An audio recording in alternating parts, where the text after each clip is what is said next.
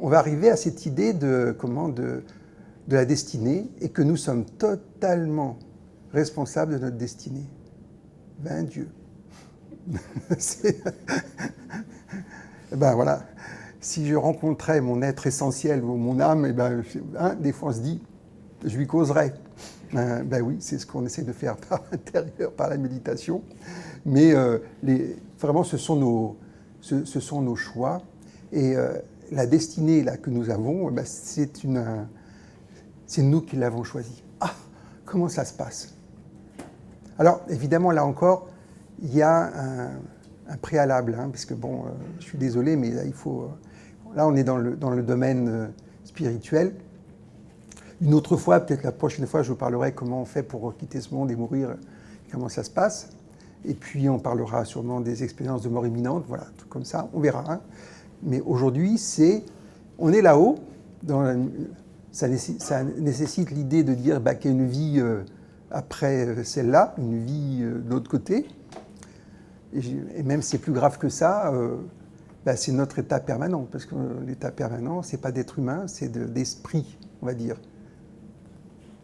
C'est d'être un esprit. Et un esprit, alors là encore, c'est pas qu'un fantôme, comme ça, c'est un esprit, c'est tout comme nous, sauf le corps. Donc vous savez, tous les corps subtils, ils sont. Donc on est vivant, différemment, simplement. Bon, je ne rentre pas là-dedans, c'est un gros sujet, hein, mais voilà. Mais on est obligé de partir de ce préambule. Donc on a passé un certain temps de l'autre côté, après un séjour plus ou moins long sur Terre, avec toutes les problématiques qu'on a pu rencontrer, avec les progrès spirituels et humains qu'on a pu développer, voilà, et puis quelques insuffisances aussi, voilà. Et d'ailleurs, bon, je suis obligé de vous le dire quand même, vous le savez, quand on va mourir, ou quand on meurt, on a toute la vie qui défile devant nos yeux. Hein. Tout est là. Mais à toute vitesse. Hein. C'est normal. Pourquoi? On est déjà dans le deuxième niveau du cœur, hors de l'espace-temps. C'est pour ça qu'on peut voir toute notre vie comme ça. Et quand on passe de l'autre côté, c'est encore mieux. Carrément, on voit toutes nos intentions. C'est-à-dire que là, quand on dit qu'on va être jugé, que ça va pas du tout, pas besoin de... Ça ne marche pas comme ça. On va se regarder soi-même, avec la conscience, avec la supraconscience ou la surconscience. Bon, ça fait bizarre, mais intéressant. Alors, je dois vous rassurer, on n'est pas seul quand c'est comme ça. Il y a toujours un guide spirituel. Alors certains vont appeler un guide spirituel un ange, ou deux, ou plusieurs, hein, c'est pas. Mais un guide spirituel qui est là, déjà, qui est là, présent dans nos vies au quotidien, et puis qui nous quitte pas, puisqu'il continue, nous accompagne. Alors, je ne vous parle pas des étapes, parce que c'est un peu long, c'est un autre sujet, mais voilà, donc on fait un petit débriefing. Alors, ce qui est intéressant, c'est que dans la supraconscience, il n'y a pas de jugement. Ah. Alors, on peut se juger soi-même un peu, hein, mais il n'y a personne pour nous juger. Alors aussi, ce qui se passe, c'est si on a été plus ou moins esquinté, il y a une période de régénération des corps subtils. Et après, on rencontre... alors, je vais vous donner une série de noms, parce que là encore, chaque tradition a ses noms, va rencontrer un conseil de sages, d'anciens, avec qui on va discuter un peu de ce qui s'est passé, du programme qu'on avait établi. C'est là où je viens à mon sujet. Du programme que nous avons établi, de la destinée que nous avons décidé d'avoir. Et, ce qui est important, ce que nous en avons fait. Avec des moments où ça marche, des fois ça marche un peu moins, puis des fois pas trop. Voilà. Donc il y a un peu de tout.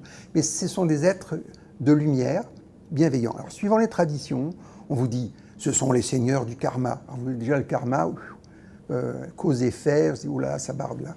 Non, mais non, c'est cause et effet, et puis voilà, c'est juste des choses simples, et ils ne jugent pas, quoi. Bon, c'est intéressant, j'aime bien le terme d'être de lumière, parce qu'ils sont de lumière et d'amour, parce que ce sont des êtres très éveillés, ce sont, on va dire, pour certains, des maîtres spirituels, il y a eu des guides spirituels, il y a des maîtres spirituels, et là, il y a beaucoup de monde là-haut, c'est ce que je voulais vous dire, on n'est vraiment pas seul.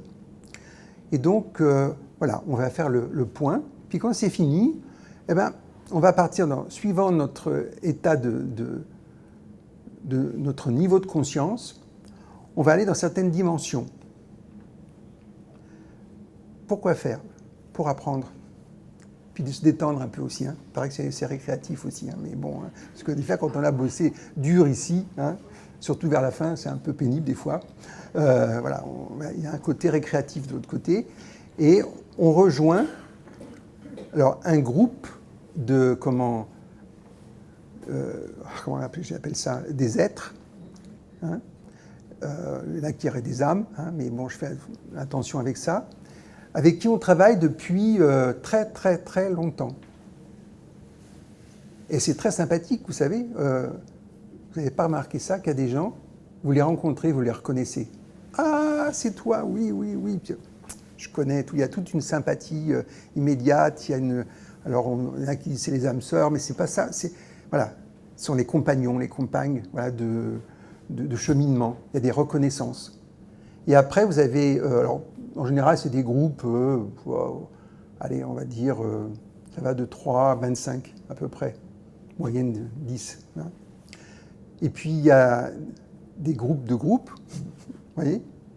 Et puis, voilà, il y a des gens qui cheminent depuis des éons ensemble et qui viennent sur Terre, d'autres restent d'autres viennent sur Terre et travaillent ensemble pour la Terre, pour leur évolution et tout. Donc, il y a un compagnonnage. Et bon, je pense que beaucoup ici connaissent ce sentiment de reconnaissance, même des fois incongru. On se dit, mais c'est quoi? Qu'est-ce que je fais ici? Mais on y est bien.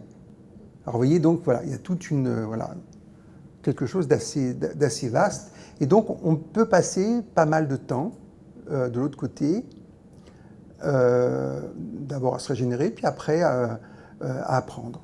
Donc, il y a encore des guides spirituels, des maîtres, ça va dépendre de notre niveau de conscience et de décision. Parce que là encore, c'est le grand sujet, c'est le libre arbitre. Les êtres humains sont les seuls êtres dans la création qui sont dotés d'un libre arbitre. Vous avez vu ce qu'on en a fait là sur Terre? C'est pas mal. Hein, on dit, oh, c'est Dieu qui a fait ça. Non, non, Dieu n'est pas là. Il a donné une impulsion, le divin a donné une impulsion, et puis après, c'est notre monde. D'accord? Mais ça se passe pareil de l'autre côté. C'est-à-dire que si on ne veut pas s'élever, on ne s'élève pas. C'est l'histoire des fantômes qui restent un petit peu dans le coin, parce qu'ils n'ont pas fini quelque chose, ou qu'ils ont une frustration, etc. S'ils ne veulent pas aller dans les écoles, là, les fameuses écoles, ils ont le droit. S'ils veulent rester à part, ils ont le droit. Oui, je veux dire, c'est... Et ça, n'oublions pas que c'est hors de l'espace-temps, donc hors du temps, dans un temps unitaire, ça se passe sur des milliers d'années. Ça veut dire que notre histoire d'évolution se passe sur des milliers d'années, sur X incarnations. Alors, on dirait, mais est-ce que ça existe la réincarnation ou pas? Alors, spirituellement, ça n'a aucune importance, puisque ce qui est important, c'est l'instant présent, le présent, et je dirais même plus, le présent éternel. Donc, on croit ou pas à la réincarnation, ça ne change rien à notre vie actuelle et à ce qu'on a à faire. Mais ça fait quand même du bien de savoir qu'il y a un processus qui se développe et puis qu'on a tout le temps d'évoluer, d'avancer, de développer notre conscience et que sans arrêt, on a le droit de se tromper et de recommencer ou de réussir et de continuer. Et c'est très bienveillant. C'est une chose qui est importante, pour ça que c'est aussi c'est à noter, c'est que dans cette autre dimension, c'est quand même fait, c'est basé sur l'amour, la bienveillance, la beauté même, l'empathie, toutes les belles qualités que l'on connaît. Et je dirais qu'on est plutôt considéré par les êtres de lumière comme des enfants, comme leurs enfants. Vous voyez, quand un enfant, il n'est pas encore mature, voilà, on attend qu'il mûrisse, on lui donne les éléments qu'il faut pour qu'il s'en sorte. Quand il devient adolescent, ça devient un peu plus sportif, parce que là, il faut être très, très, très dans la présence et très discret, vous voyez. Donc, je dirais qu'il y a cette idée plutôt des êtres qui nous accompagnent, qui sont vraiment bienveillants. Alors, il peut y avoir de la fermeté.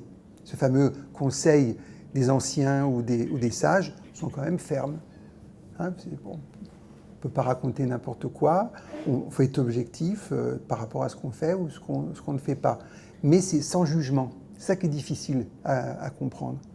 Et comme nous, on peut l'avoir au niveau du deuxième niveau du cœur, ils savent. Ils connaissent tout de nous. Par exemple, nos guides spirituels, ils sont avec nous depuis quasiment notre création. Ils nous accompagnent tout le temps. Et là encore, libre arbitre, ils n'interviennent pas que si on demande. Déjà, ils interviennent à tout niveau. Ils répondent toujours à notre demande. Ils n'imposent jamais rien. Et ils ont le temps, puisqu'ils sont hors du temps. Ils sont compréhensifs, ils sont aimants, et ils nous accompagnent dans notre cheminement, et ils nous aident à être de plus en plus matures. Alors, je vais être rapide maintenant, j'en viens au sujet lui-même, c'est comment ça se passe par rapport à notre destinée. Donc on a, vous voyez, cette idée de progression, d'évolution. Il y a des endroits où il y a des manques, on a des manques. Donc on va travailler sur ces manques. On va se reposer sur des acquis, sur des plus. Et on va arriver dans un endroit qui est un endroit de sélection de vie. Il y en a qui disent que c'est comme un anneau, d'autres qui disent que c'est comme une sphère. Et là, il va y avoir des propositions qui nous sont faites.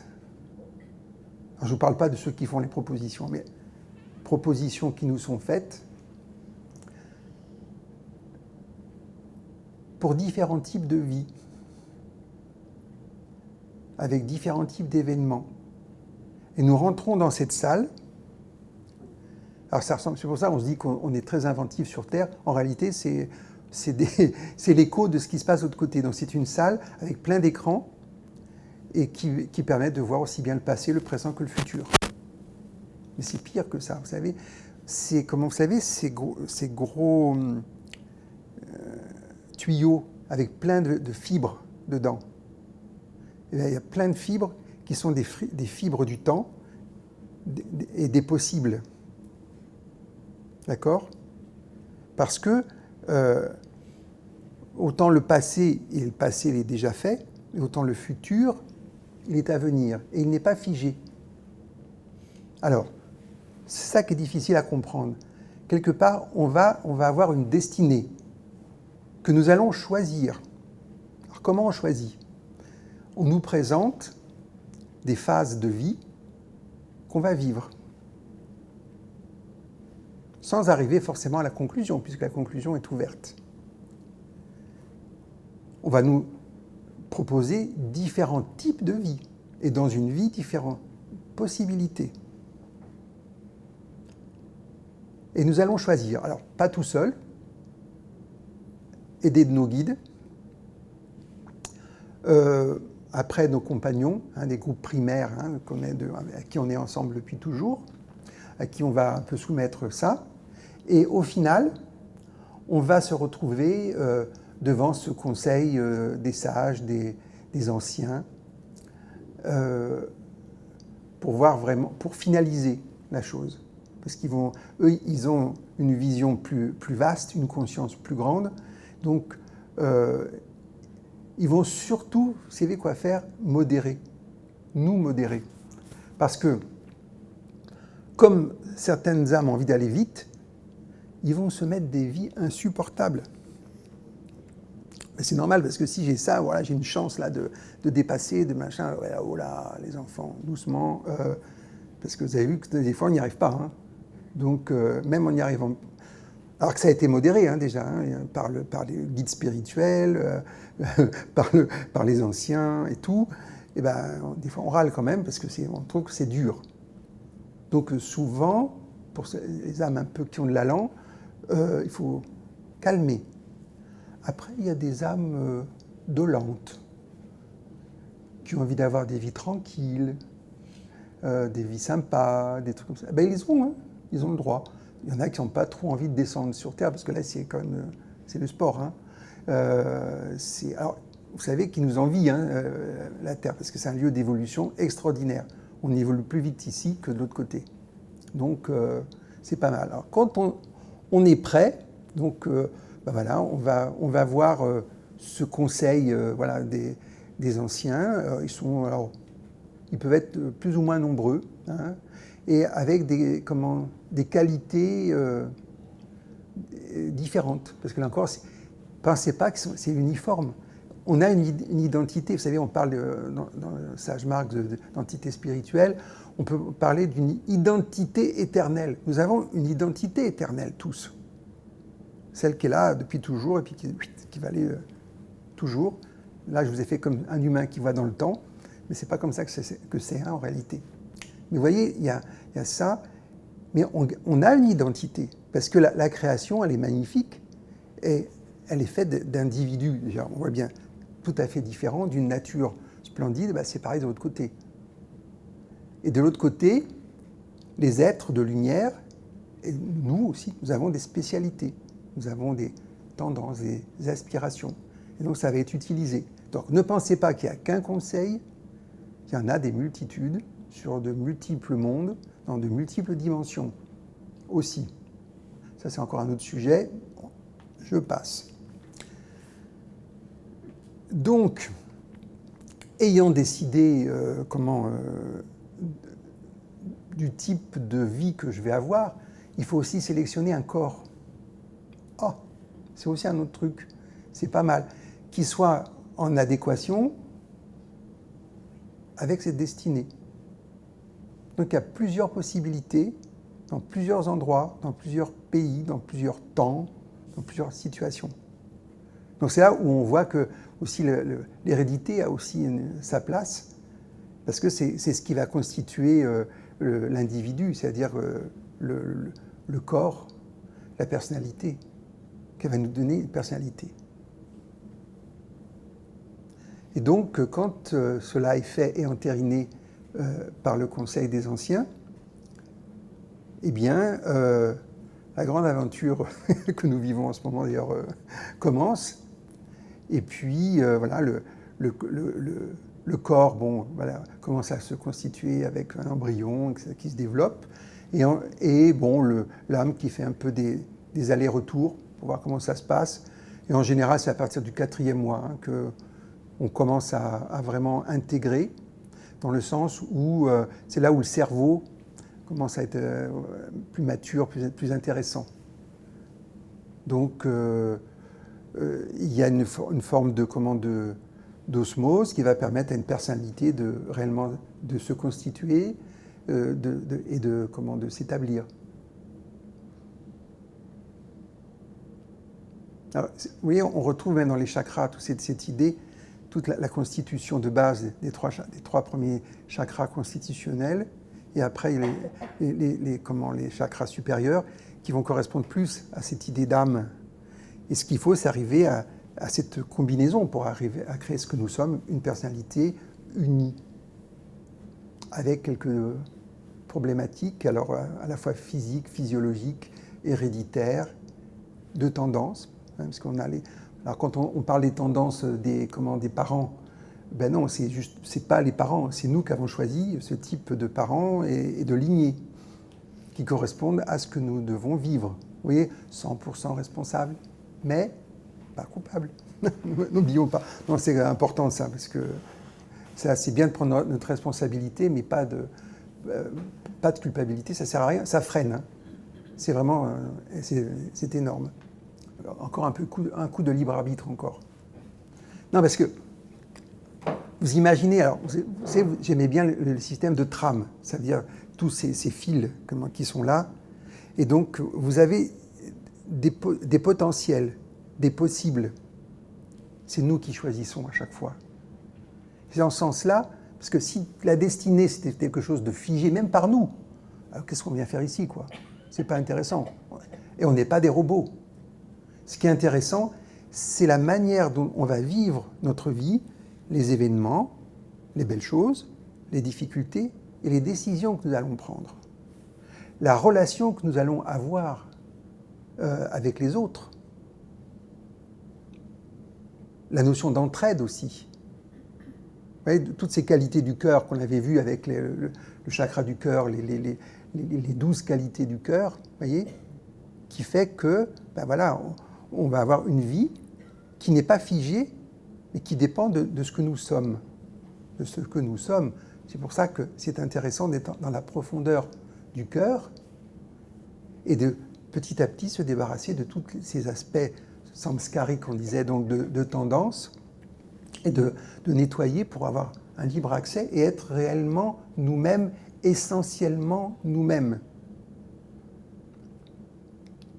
Alors évidemment, le but de la spiritualité, c'est d'aller vers cette présence intérieure, cette source que nous, on appelle dans la méditation la lumière divine.